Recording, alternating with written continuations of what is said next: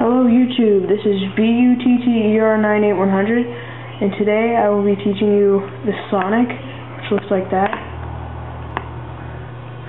And the Sonic is like not a backwards finger pass, but it goes like that.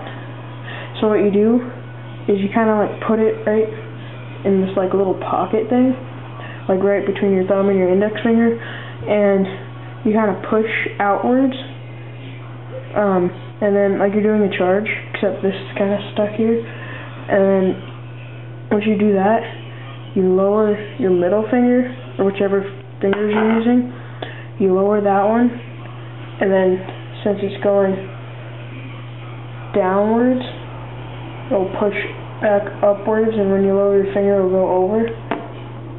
But it should go in a circle motion. So that is it.